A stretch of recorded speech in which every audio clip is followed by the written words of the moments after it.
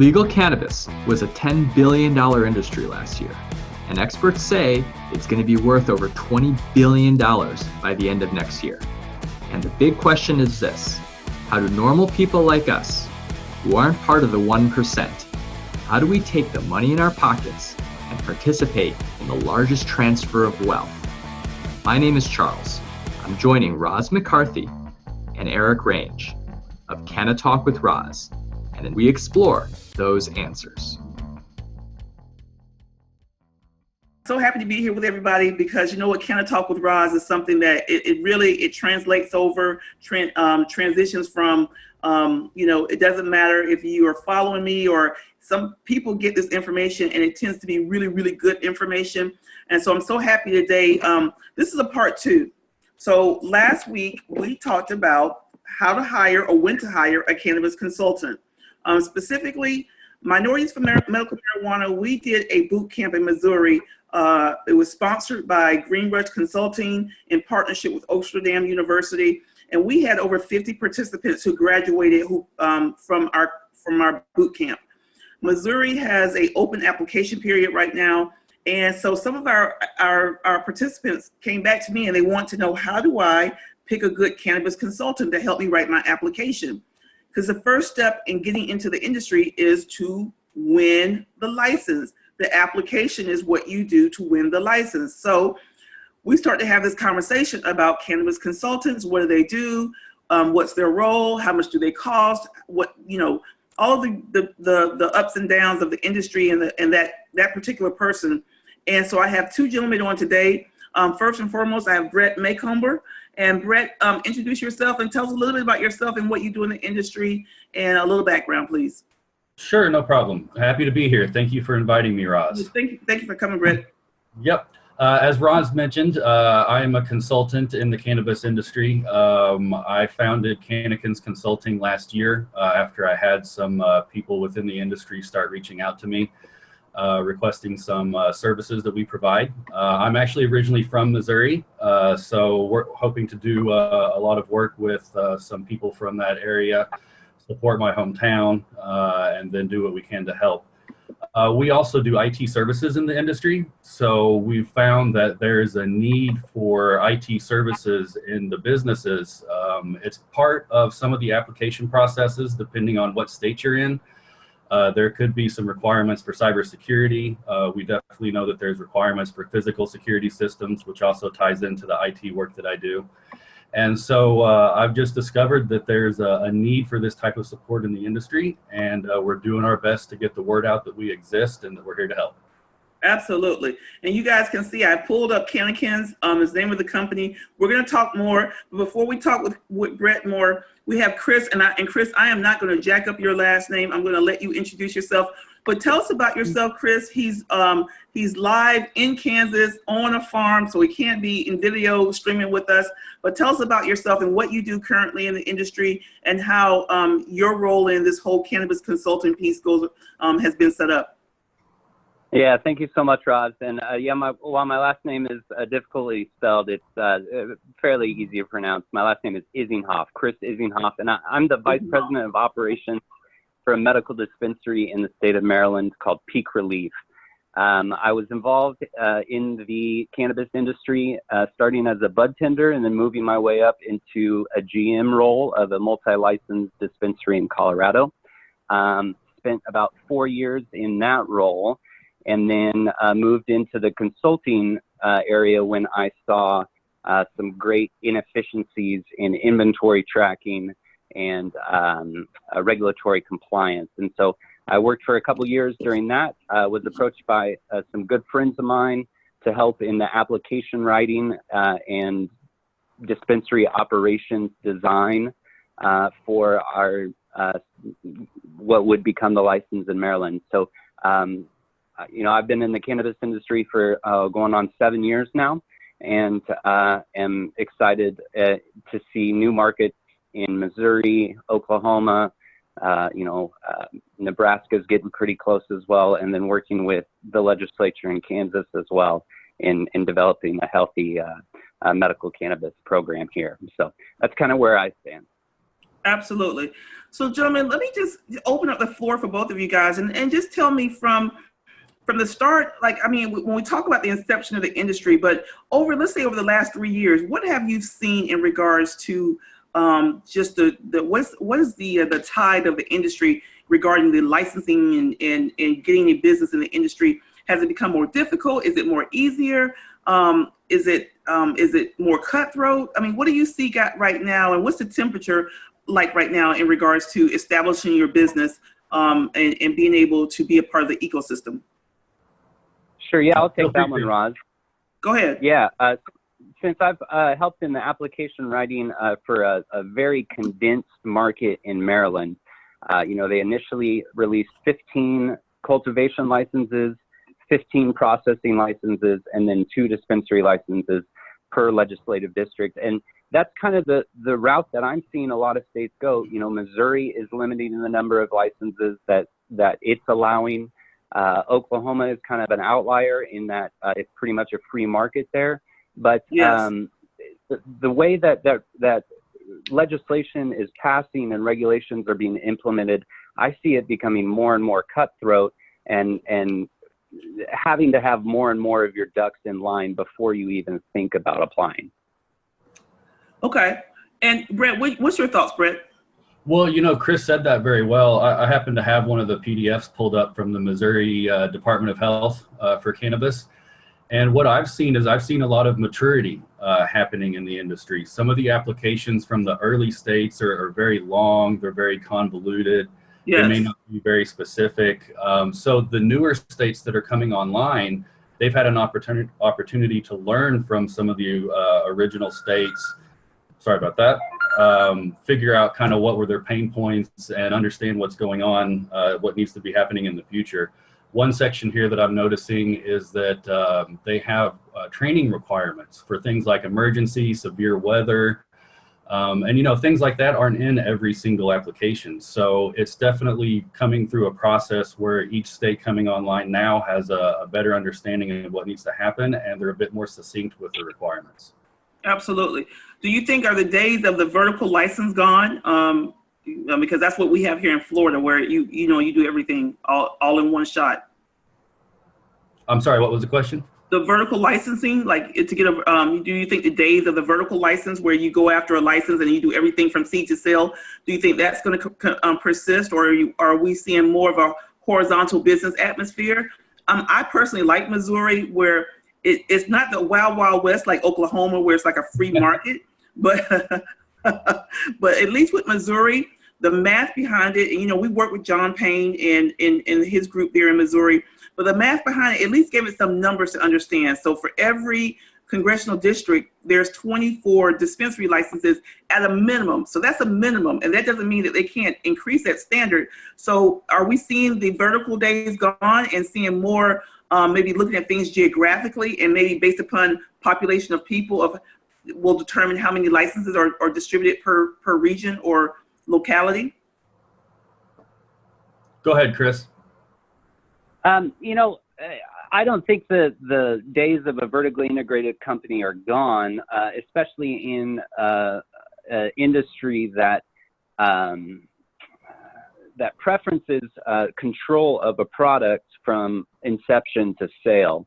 Okay. I think what we're seeing more and more of is a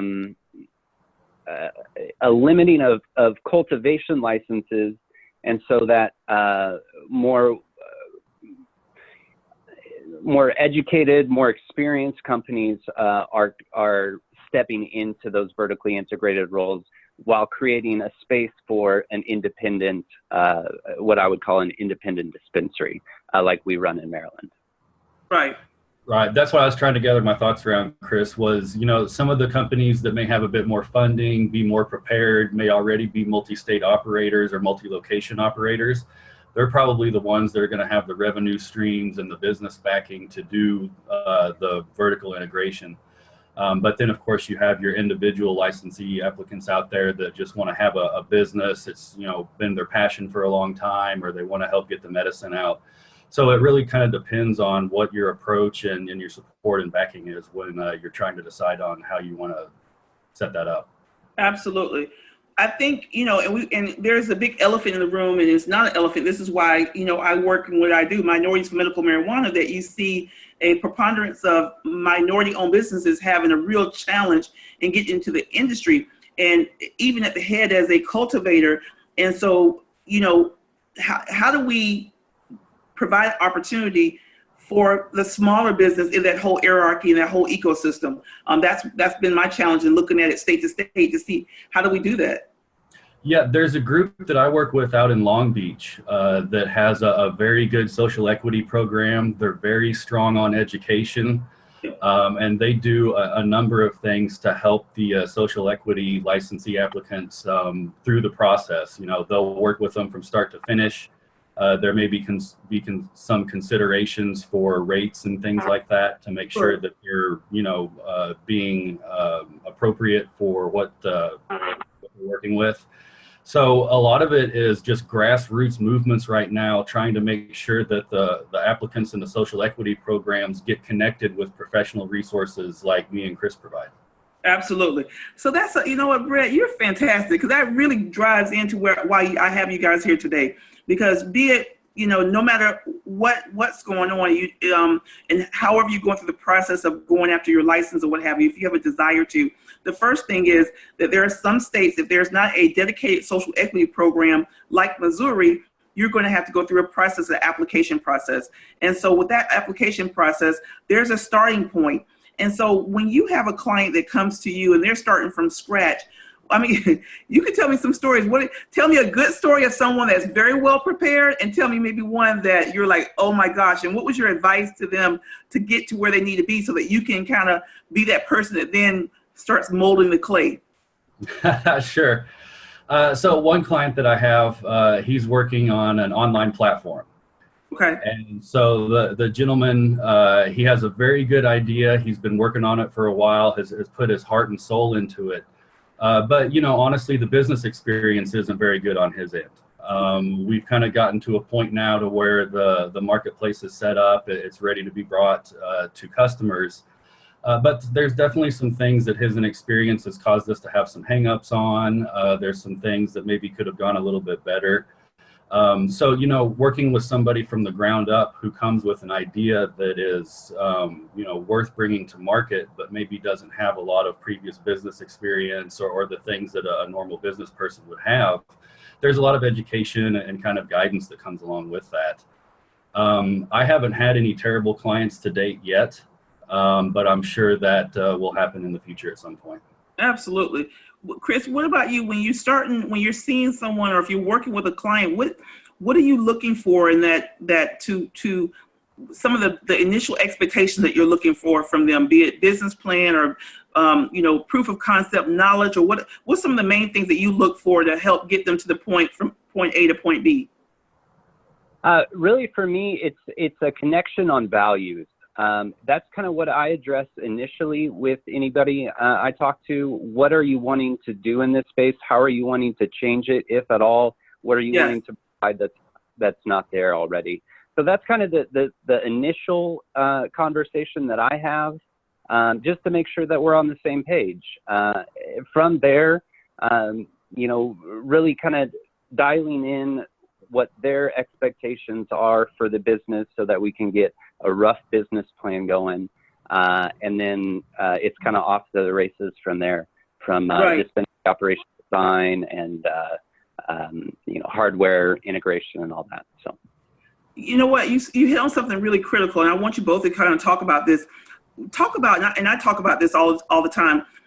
The power of a story, the power of you're coming into a city, municipality, or locality, and you're having to compete against other, say if it's a dispensary, the power of your story and what's your value, what's your story, what are you trying to do that's trying to make a difference, and how that can make a difference regarding if you get a license versus someone else. Yeah, sure. For us at Peak Relief, the story is a huge component of who we are. We're a Maryland-based company operating in Maryland, but gathered all of our experience in the regulated market in Colorado. And so in dealing, especially with local municipalities on zoning having that story behind it to say, hey, we're connected to this industry and also this community, and we're here not only to provide for the community, but to make it better. And so, that the story is 100% important on where you're coming from, where you want to go in dealing, especially with small communities. Right. I absolutely agree with that, Chris. Something I want to add to that is, the people that we're working with the regulatory commissions, this is a new industry, right? It doesn't have a lot of precedence. It doesn't have, automated systems where, I just want to start up such and such a business. Let me run through the process real quick. It's well established. We've got all these controls in place, and it's a lot easier to do, at least from a government standpoint. So, having that story and being able to communicate why you want to be in this business is very crucial. It's critical. So you guys, if you're listening, I want you to make sure you understand where they're coming from. And I want to break it down in layman's term. If you are going into a community, and if you go and look at the economic indicators in that community, that's key. You have to figure out what's going on, especially from a healthcare perspective. If you're going to provide a product that's looked at as a medical product. So if you have a community that has healthcare disparities, they may have a high incident of HIV/AIDS, they may have a high incident of, of PTSD or mental illness or anything of that nature. You can find this information, then that will, and if those conditions or one of those conditions is congruent to one of the conditions that's with the medical marijuana program, then you can really start maybe, and if that's something you're passionate about, maybe your dispensary is really going to focus and educate that particular population of people or community, right? And it really is, now you start to tell a very specific story that's a little bit different than everyone else's. Yeah, exactly. This time last year, I was finishing up some work in the healthcare industry.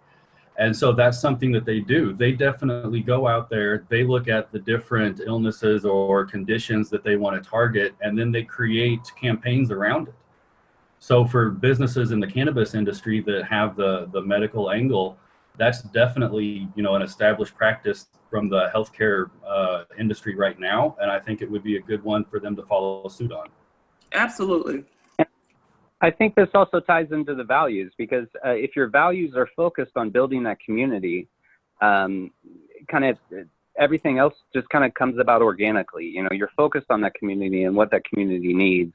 And so, like I said, that story really just kind of generates organically.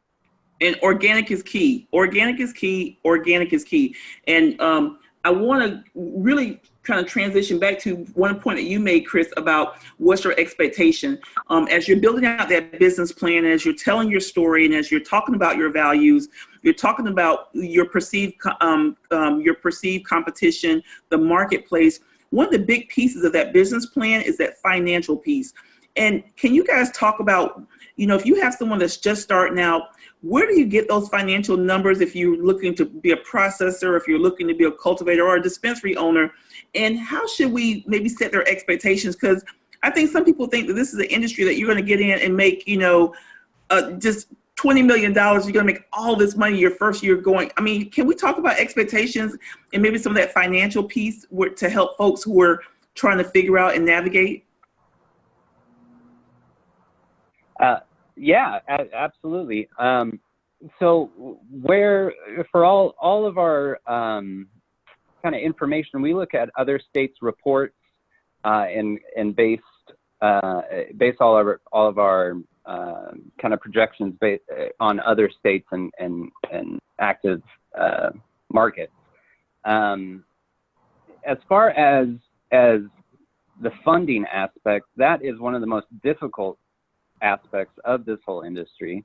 For us, we were able to tap into connections through friendships and family to help build an investment portfolio for kind of a larger application. But that is literally one of the toughest things. Where is the money coming from? Where are we getting the money? Right. Yeah, and some of the companies I work with in the business intelligence community, like Chris mentioned, we have resources out there for people to go and do research and find out what the markets are like in different states, what the historical price points have been, kind of what's going on, so that they can get kind of a rough ballpark based off of that information that exists. So we have resources that are continuing to build upon that information and making it available to people. Okay. So basically, Brett, what you're saying is, as a consultant, if I come to you and I have maybe some of those pieces together, maybe a part of your services or what you can do is help me to be able to fine tune that and expand more because you have some of that data and some of that content. Absolutely. That's one of the key things of my job, is to know where the information sources are out there, which Sure. ones will be applicable to the client that we're speaking with, and then go from there. Okay. So you guys, so we talk about the consultant role. We first laid a foundation of what's going on right now from a business perspective, and now let's think about this. I have these applicants, these participants. They finish our boot camp, and some are looking to partner. Some are trying to figure it out and put it together. They're now searching for some expertise. Can you talk about, when you're hiring a consultant, maybe some of the things that consultant can do? They can, like reviewing, they can actually write the whole application for you. So I think people need to understand that there's not just a one job fits all. There's different things that you can do depending on where they are in the process. Yeah, for us, the applicant or a participant in the industry coming to us for consulting really has the option for any involvement that they want, whether it be just kind of assisting in application writing and design, operations design, to actually, designing everything for them, setting up securities. I mean, it's a very, very vast pool to jump into on the consulting side. But really, for us, we can do a la carte. We can help with standard operating procedure writing if that's the only thing that you need, or operation design and SOP writing, or sourcing, point of sale, integrated hardware, security features, even to the point of assisting in layout and making sure that the layout supports everything that the applicant wants to do. It makes sense. Yeah, absolutely. So one of the things that I've been doing as I've been building my company is reaching out for strategic partnerships that will help us through this process, right? So I can't claim to be able to do every single piece of an application process, right? I'm not an architect, so I'm not going to be able to sit down and actually do the drawings. However, in my case, I have extensive construction experience, so I can actually work directly with that architect when we're designing the space, we're designing the security systems, access control, all that kind of stuff. So when you're looking for a consultant, you want to look for somebody that has strategic partnerships with people that can help support the entire process and make sure that as a package, we're successful. Absolutely. So I want to go back, because I think I want to make sure you guys understand that there's so many key pieces to that application. It's not just a general. They're asking, what they're wanting to know is the reviewers, that if we give you this license, do you have the ability to go implement and execute based upon the standards that we've set? And so the reason why you see some of the big multi-state operators and even some of the mid-tier and mid-level operators really take off pretty fast, because it's an economy of scale. They're already doing it in one area of the country. So for them, it's very easy to transition that into another area of the country and then take off running. And they can show that because they've been in business for X amount of years. So we're thinking about the small startup, the person that's new to the industry, that doesn't have a lot of experience, may have a great idea, may want a service with a great, value connection to the community, but they don't understand all those different nuances. So I'm going to throw out a couple of the different things that you talked about, Chris, because I think you nailed it. I couldn't write fast enough. But for example, you talked about an SOP. Either Chris or Brett, what's a SOP? Tell everybody what's a SOP and why is it important? So SOP stands for. I'm sorry, guys. No, you're okay. I was going to say SOP stands for Standard Operating Procedures, and anybody that's been involved in the military veterans is very familiar with that, or any kind of regulated industry. What it is a written down procedure, including all the materials that you would need, who the procedure is focused to, as in who would be completing this job, and it dictates how a job is completed. And that's really important for consistency through all aspects of the business, and consistency in training in employees. If you have one employee doing a job one way and another one doing a job another way, it's going to cause issues down the road. So it standardizes the procedures, and then also it demonstrates to the regulatory body, hey, I have a full understanding of how this is done, and this is how I'm going to do it. Okay, great. Then we talked about operating procedures. So maybe Brett or Chris, what's your operating procedures? Is that the same as the SOP as your standard operating procedures? Is that the same thing? I can handle that one. So yeah, it's pretty close. One of the last projects I was doing, mentioned in healthcare, was in a healthcare operations center. They had a situation where certain aspects of the business were being supported in one way, and they wanted to change the way that was happening. So what I did was I wrote operating procedures for them. So just like Chris said, they would know who's supposed to be doing what. Who do you need to call if there's an emergency? Who do you need to call if this needs to happen? So it's essentially just your documented plan for how you expect things to go. Okay, but it's not the, is it the general for the general, but not the specific job functionalities of all the people that work within all the departments? No, these would be specifics. These would be the specifics of exactly what to do, when to do, how to do, and all that stuff. Okay, okay. And then we talked about, Chris, you said, go ahead. You want to go ahead? I was just going to add one thing. All of the standard operating procedures, all of that begins with your operational design and how you decide how you want the dispensary or the license to operate. You want it to focus on compliance and have systems integrated, so really it's a hands-off for the employee and kind of automated? Or do you want to really focus on patient experience and have your operations designed to really tailor the experience for the patient while also taking care of the compliance side as well? So that's where really all your procedures have to start with the design and how you want the patient experience to go. All right, so operation procedure starts with design and how you want the patient experience to go. So let me throw out an example. You tell me if I'm on the right ballpark here. So if you want your design of your place to be where you walk in and you have this reception area, and then maybe the consultation is in one area, and then you have maybe buying products in another area. Is that is that what you mean by the design of that whole experience for a consumer? Absolutely. That's one aspect. Another aspect is, are you going to pre-pack your product, your flower, or are you going to wait to order? Are you going to wait to order in front of the patient or in another room? All these things are aspects that affect the patient experience. If you're pre-packing, that might lose a little weight, and a patient might not be happy about that. Sure. If you're weighing in front of it, the patient really gets to see what's going on, but you're adding what could be human error in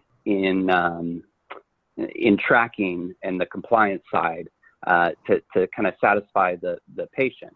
So really, there's a lot of aspects, both to how the flow of the shop or the cultivation or processing wants to go, but also about just right down to the interaction with the patient.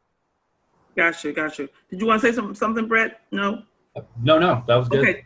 So that goes into like when we are in dispensaries, like and I just recall Las Vegas, because I was out there not too long ago, but that whole experience of having the board where you have your options, the check-in, Everything there was, I think, pretty much prepackaged, but having your options or what have you. It is a legalized adult state, but that's what you mean by that whole consumer experience, correct? Yeah, and the example that I gave, a pre-pack versus what in the industry is called sometimes a deli style or weighing in front of the patient. How that affects, the patient seeing the product being weighed, seeing the weight on it, and also the bud tender having control of the quality at that final sale, and not just packed full of shake, or just making sure that whatever that patient buys is up to that bud tender standards.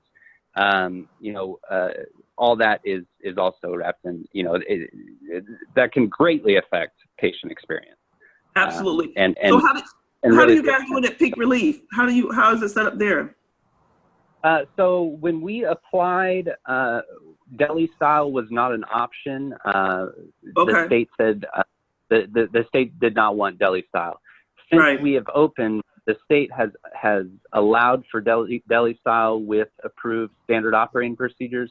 But what we did is a hybrid of the two, and what we call a kitchen style, where the patient interaction with the bud tender is right there, and all the concentrates and all the eached items, the united items are around to be able to dispense. But then the flower is sent back to a processing room where the processor weighs it to their standards and then sends it up to the patient. Gotcha. So instead of being right in front of someone, you kind of I've seen it where they have the jars where you can smell, you can kind of have that experience, but then someone's like in the back, then packages it up for you, and then here's your finished product. Yeah, and it's different everywhere. I was just in Boston this week, visited a dispensary up in Boston, and they had a menu for me to look at. Okay. But we weren't able to really look at the products or the packaging or anything like that until I decided what my order was. They pulled it from the back, popped it in the bag real quick. But, other places, say out here in California, we have the option to be able to have a sample jar that's not for resale that you can open up and you can smell the product and you can look at it. But to Chris's point, that's not what you're actually buying. You're buying something in a jar that you haven't actually been able to physically interact with. You're just working with that sample that they have. So definitely some thoughts around that, the differences in the states and what you're allowed to do and not allowed to do on premise and whatnot. Okay, makes sense. Chris, I think we interrupted you. Were you going to say something? I don't think I had anything to add, no. Okay, good. Okay, so the next thing, this is great. So the next thing is, you talked about the point of sale system and how you can consult with that. So Brett, you want to talk about this? This is kind of in the IT side of it all, the point of sale and how important that is to an establishment and being able to, from a tracking inventory, but also from a customer perspective and customer loyalty. Right. At this point, the POS has kind of become the centerpiece of the cannabis industry when it comes to sales, especially in retail. I was recently invited by the Cova POS company. They're based out of Canada. I'm sure most people in the industry are aware of them. They invited me to come up and speak with them and retailers about some of the challenges they're experiencing. They provided demos of their product to them. And so the point of sale has really become kind of the aggregation point for cannabis. The business intelligence companies, their product integrates via API into the POS. We know the track and trace systems integrate via API as well. So really picking a point of sale that works for you and has the features that you need is very important. You mentioned the loyalty programs. I work with a loyalty company who also integrates with the point of sale systems so that businesses can create full service loyalty programs that we aren't really able to apply through traditional marketing methods right now because of the industry restrictions. Okay. So being able to pick that point of sale and have the right one is extremely important. Absolutely. And I got to give a quick shout out. We have one of our members, CannaTrax, C-Trax, C_Trax, TRAX on IG.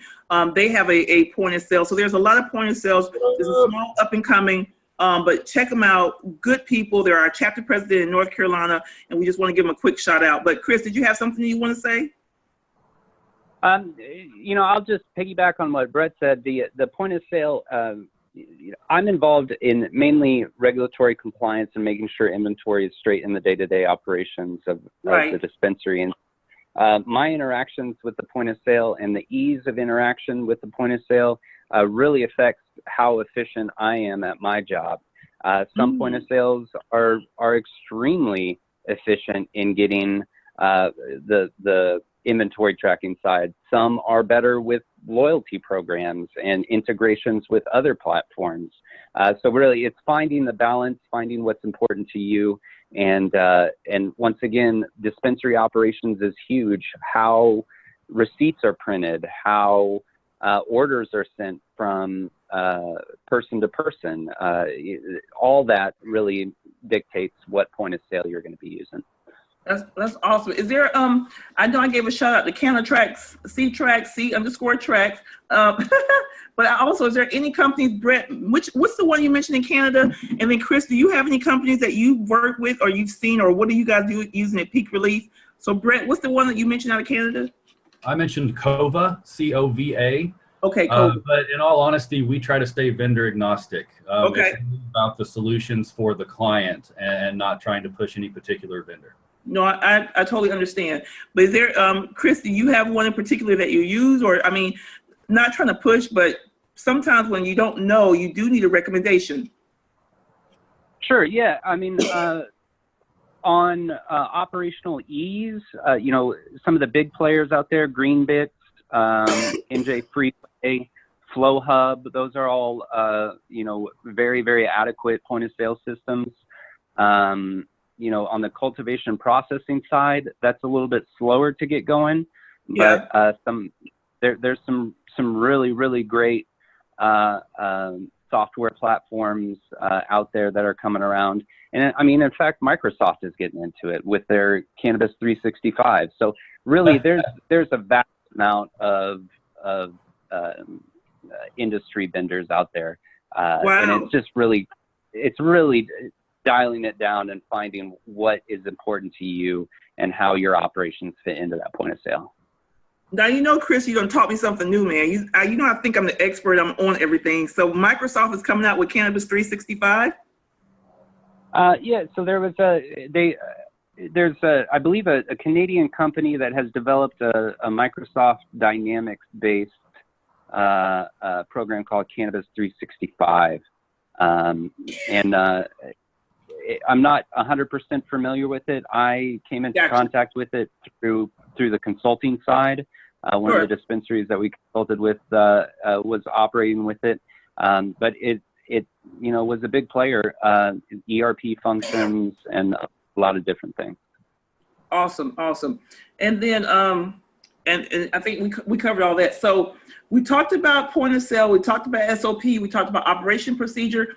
Security, Brett, either you or Chris, you know, security standards, are they increasing? Are they going down? Or what do you look for? I mean, do you have just a security plan if you're working with a client that's just a security in a box, or does it matter state to state? It definitely matters state to state and definitely location based. I mean, you know, we have businesses in different parts of the cities, you know, different types of security needs.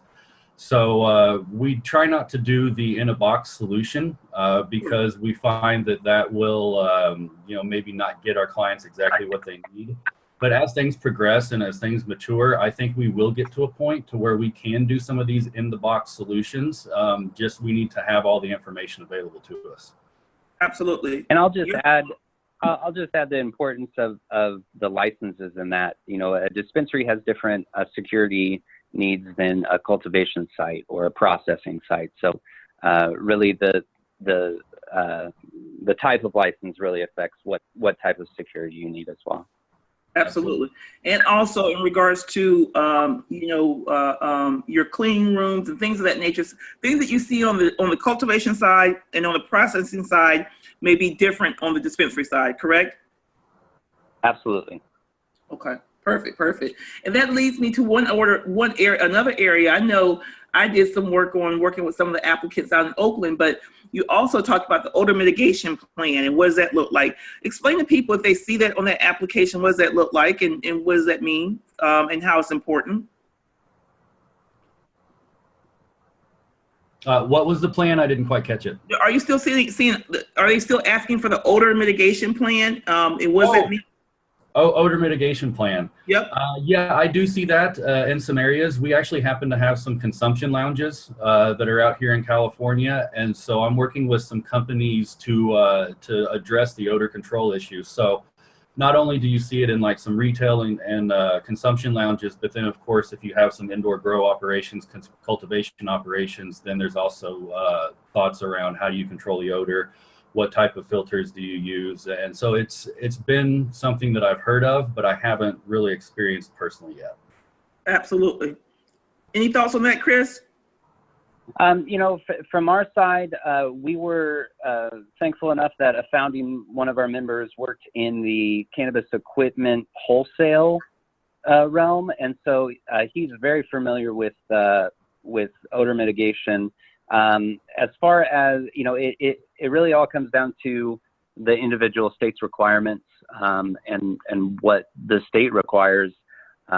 Some have zero odor mitigation laws or regulations, and then some have more stringent. And really, that also comes down to locality and municipal zoning and that kind of thing as well. So, there's really not a broad brush you can paint with odor mitigation. But one thing that I'd like to talk about, and this was something that Brett alluded to before, in finding a consultant, you're not paying for that consultant's expertise. You're also paying for that consultant's connections with the industry. And so anything where the consultant doesn't have that expertise, they have people behind them to step up into that.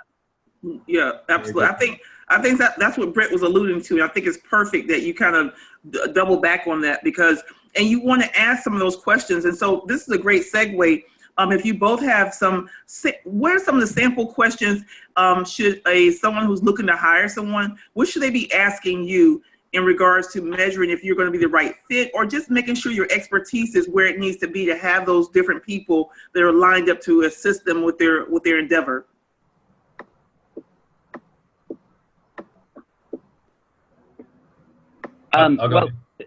Sorry, go ahead, Chris. No worries. All right. Really, it's finding out that person's experience and that company's experience. Having experience-backed the consultants means that they also have those connections. Find out what kind of companies they've worked with in the past. Kind of where they're going as a consulting firm as well can be a great indication. If they are focusing mainly on one region, or are they looking to go national, that kind of stuff. But I'm sure Brett has a lot more that he can add to that. I may have understood the question a little differently. Are you talking about hiring a consultant or hiring employees and resources within the business? No, I'm saying hiring a consultant. So Okay. Roz is getting started, and I'm getting ready to interview several consultants to find out who's the right fit for me, or I just want to make sure that I'm not hiring someone that's saying they can do something they don't have the skill set to. So what are some of the questions I should be asking? Like, maybe how many licenses have they written or applications they've written that have won, or, I don't know. Yeah. That's a good one. You want to ask quantifiable questions. So you want to ask questions that are specific to your need. So if you're looking at applying for the license, then, it would be very appropriate to ask them, how many licenses have you won? Or how many licenses have you been a part of? If you're looking for a consultant in other areas, you might be asking, how many industry partners do you have? Can we get some references from these companies? It's a standard idea that you would use in any industry. You want to vet the person, vet their experience, vet their connections as much as you can. And then, at some point you kind of have to start that relationship and discover whether they're full of it or not. But hopefully you can weed that out beforehand. Yes. And just doing what you would do anywhere else. That's awesome. That's awesome. And so you know what, the power of partnership. So, you said something to me, Brett, that really was interesting when you talked about the odor mitigation, that you found a partner that worked with the group that had an experience or expertise that was in, you know, in manufacturing and equipment. And I just want you to, in general, to really, both of you guys, speak about the power of partnership that I know sometimes people want to get out here and do it themselves, but there's a real opportunity, and I think an even better opportunity, to find people that you can partner with that bring some level of skill set to the table, and that, you know, like my mother used to say, I'll take a percentage of something versus 100% of nothing. I think we can't get called in saying, well, this is mine, but we have to kind of open ourselves up and share a little bit. And, you know, and I think you guys can probably tell some stories as to how important it is. I think that goes to the value proposition that Chris was talking about. You know, if your partners are aligned with your values and the directions that you want to go with your services and offerings for the community, then that's very impactful. I honestly cannot do what I do without my partners. I have my certain skill sets and the things that my company can do and that we own per se. But then, you know, throughout the process, there's other companies that have their specific skill sets that meet the needs. And so having those partnerships is what really allows us to bring a whole solution to the industry and to our clients. One thing I like to say is that when you come work with us, if we can't do it, we probably know someone who can. So we're very collaborative. We're very open with our trusted partners. There's no mine, yours type thing. It's how do we provide the best support to the client? Absolutely. Yeah, so, and the importance behind it, you know, like Brett said, none of us are experts in everything. I am I'm not an expert, but my experience is in regulatory compliance, inventory tracking, dispensary operations.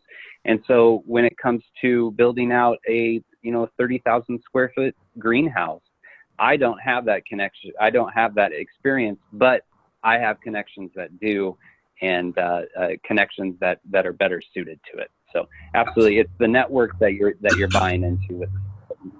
And that means, guys, that you share. So if you bring someone into the network, they have to understand their role and responsibility and the value they bring to the entity. Because if you guys come together and you form this and make this pie together, you share the pie together, but it's an opportunity to have a piece of the pie versus not having a piece of the pie. And I'm actually, Chris, I'm on Peak Relief's website right now. And just kudos to just how the site is very it's clean, it's self-explanatory. It has your mission, it has your vision on there, and so these are some of the things that you have to think about. Who's going to do your media piece and the esoteric things that you're not even thinking about that go with a dispensary, correct? Yeah, absolutely. We were blessed to have a friend of the family be experienced with the whole marketing aspect. So big props to Kevin Johnson, our director of marketing out at Peak Relief. Big props. Hi, Kevin. You did a great job, brother. Yeah. Great job. I'm so glad that you are having a good experience on the website. No, it's great. And I have it up for a reason, because I want people to see it. It's peakrelief.com. You guys can see it. You can pull it up for yourself. But it's clean. It's to the point. It tells your story, what drives you. And even if you don't have your entity up yet, like you're going after your license, start putting this together. Think about who you are and put it out there on the web. And you may say, hey, we are in the process of applying, but I do think there's power in putting your brand out there and letting people look and feel and see what you're trying to offer to the community. What do you think, Brett? That's a perfect example. As I mentioned, when I was finishing up some previous contracts last year, I'd started my business in kind of shadow mode, but I still had a version 1.0 website. So I'm on version probably 3 right now. Yes. I'll be totally honest. My first website, I thought it was kind of cool. It was side scrolling and everything, but it really wasn't what it is today. So I understood the value of just having a presence that people could come look at, check out, and then know that I could develop that and evolve that over time as I built the business, understood more about the services I could provide, and so on and so forth. So just having that presence initially is very important, and know that you can define and develop it as you go forward. Absolutely. One thing about Peak Relief, if you go to the 4 patients, the stuff they have on here is not proprietary to Peak Relief. It's information, it's education. You guys have to think about this. You're going to provide a service. You can't fly by night, come on board and say, I'm the expert, without being able to show people that you've been in this industry, or that you've at least attempted to put the information out there and educate the public. And so again, just, again, it's how to obtain a medical cannabis card. That's not like, proprietary to Peak Relief. Most of that information is on the website for the Department of Health in Maryland. So I just want you guys to really think outside the box and know that if you're going after this, and if you don't win your license, at least you have really put a strong foot forward. And there's going to be multiple times that you can go after your license, especially from a dispensary point of view. So I'm going to go here. So as we wrap up, guys, and I'm just kind of going through your site, Chris. So I'm sorry, I'm kind of like enthralled. So I'll stop doing this right now. We'll stop here. So some of our takeaways, and now we get to the nickel and dime of it all. And without you guys going into your into specifics about fees or what have you, but can you share on both sides what those ranges are, and also talk about why, if a consultant asks for a success fee, what does that mean, and why should that be a consideration for someone who's looking to hire someone? Yeah, I'll let Breck take that one first. Right on. Yeah, so it kind of depends. We talk about the social equity situations where there might be a need to adjust some fees and some rates to be able to help those people out. Right. Different parts of the country where there's different standard wages and stuff. So I found that it's really important to set our rates at a spot where the local market will be able to bear it. One point that Chris made earlier was you're not only purchasing the consultant and his knowledge, but you're purchasing the ecosystem and the partnerships that he has around you.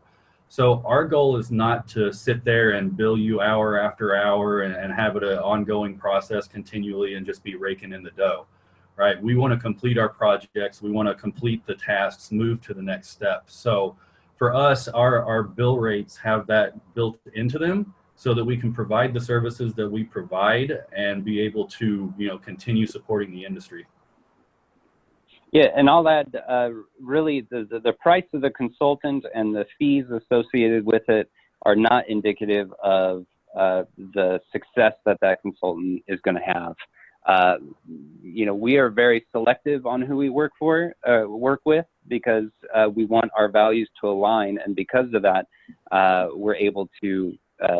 Because we want to support another company doing it right, quote unquote, we really kind of have tailored our fees to support that, and not make them an obstacle in making sure that good people want to do it right, get good licenses. Absolutely. And the other thing you asked, Roz, about the success fee. Yes. I do see that in other industries. So in other industries that I work in, there are contingencies and contracts for success fees. So it's not something that's just in the cannabis business. Okay. But it is something that you want to think about as you talk to the consultant, as you talk about your goals and values and priorities. Is this consultant trying to throw a success fee in there because they want to inflate their prices, get as many successes as they can and get out? Or is it something that's a legitimate reason for them to have, and are they looking to build that relationship with you and continue to go forward? So, take it with a grain of salt. It's not unprecedented, but definitely think about what their objectives are with that success line item in there. Well, I've seen. Go ahead, Chris. To piggyback on that, the continued relationship with a consultant is really important as well. There are aspects to this industry that continue on, but this beyond just licensing. So, finding a consultant that you're comfortable with, but that also is wanting to stick around and make sure that your success is continued down the line is incredibly important. Absolutely. I think one of your key things is being able to understand when you are looking at a success fee, how much is that in comparison to what your initial fee is? And I think, Chris, it was important to say that you guys, if you win your license and that consultant is there, you built a relationship with them. Hopefully, the initial person that you connect with that is working with you is going to have the capacity to continue being with you, because you've now established a relationship and a trust. And so, and that person, he or she wants you to continue to win because it increases their portfolio to show that they can be a winning consultant and know how to take someone from start to finish with a license. So we've heard of some people want equity in some people's business. They're charging, anywhere. I mean, I'll put it out there. You guys don't have to say anything, but $250,000, $300,000 to write an application. Sometimes that's from soups to nuts with a competitive market like a New Jersey. I've seen some crazy things out there, but I want people to buyer beware, ask the questions. There is a cost for it. It's not going to be free. And we want to realize that there's a value in having you guys and having your services. And so that's one of the main things that as we are wrapping up today, that it's important that you understand that there's a cost of doing business and you want to get that license. And if that's the cost to get that license, figure out what that is, work with someone that you start feeling comfortable with, let them know what your budget is. And if they can't do all, maybe they can do some part, or I don't know, but there is a fit somewhere. And I really do believe in what the work that you, Brett, and you, Chris, are doing, because I personally couldn't do it without having someone like you to help me and guide me. Awesome. Thank you for having us on, Roz. I really appreciate it. Thank you so much. Any parting words, Brett? Anything you want to share with everybody before you leave? Any parting words? Not at all. I was just very happy to be here. And if you can use any of our services or support, or we can connect you with anybody in our professional network, please don't hesitate to reach out. Tell them how to reach you, Brett. Tell them again your website and the name, and then phone number of how to reach you. Sure. The website is www.cannakins.com, CANNAKINS.com. The company name is Cannakins Consulting. And if you would like to use our 800 number, it is 1-800-706-8211. Or feel free to send us an email at contact@Cannakins. It's on the website. Yep, I got your website up right now, you guys. Cannakins, I like your website. It's nice and clean and to the point. I love it. I love it. So listen, I have Cannakins Consulting. The website's up for you guys. You can see it here on Can I Talk with Roz. We appreciate you so much for coming and sharing with us. And the thing is, and I love it that you do a lot. Compliance and past licensing is going to be key. And I think I love some of the things that you have on here that you specialize in. So congratulations on that part. And then Chris, you want to share one more time just how people can reach you? Yeah, absolutely. So our website is peakrelief.com, spelled PEAKERELEAF.com. And if you're interested in having a conversation, you can shoot me an email at chris@peakrelief.com. And we can schedule a time just to kind of go over the introductions and make sure that we're on the same page. While the dispensary is located in Maryland and the experience that I have is Colorado and Maryland, I am based in Topeka, Kansas. So I'm very close to the Missouri market, the Oklahoma market, and some of these other markets are kind of stuck in the middle of the United States. So. Hey, so would Peak Relief be looking, would you guys ever look to do a partnership with someone that's in that area, or you would just do kind of like a more so just consulting? You're not looking to expand in that area, are you, with maybe other partners? We are open to really any relationship with the right individuals. So Gotcha. we are, really come to me with any ideas that you have, and we can see if we're on the same page. If it's a good fit or not. Absolutely. And I didn't mean to put you on the spot, brother. I was just saying, because I think it's a beautiful thing. So you guys, listen, I'm not putting Chris on the spot. He's not saying no, but he's not saying yes. But what he's saying is that if it's a fit and if it's a good fit, if it makes sense from a business case, that they're looking, they're open for conversation. But if nothing else, tap into Chris, tap into Brett. They have, and I love your happy pride sign, man. I love Peak Relief. Shout out to the web developer for Peak Relief, man. I love what you got going on. I think it's awesome. Just know that throw out ideas, throw out concepts. You just never know where it may stick. Having a conversation is worth $1,000. You never know. $1 million. You just never know. So I appreciate everybody. We are wrapping up with Can I Talk with Roz. It is Friday. Go enjoy your family. Enjoy, your time this weekend. Chris and Brett, thank you for being on. If anyone needs more information, you can contact Roz at roz@m4mmunited.org. Call, be a part of M4MM, Minorities for Medical Marijuana. We're here to serve. We have a servant heart. We have 24 chapters throughout the country. Our number is 877-900-0832. And thank you guys so much. Thank you, everybody. Have a great weekend. Have a good one. Thank you. Thank you, Roz. Bye, Chris. Bye. Thanks, Chris. Have a good one. Yeah, have a beautiful weekend. Bye-bye. Thanks, guys. You're done. Thank you, guys. Awesome.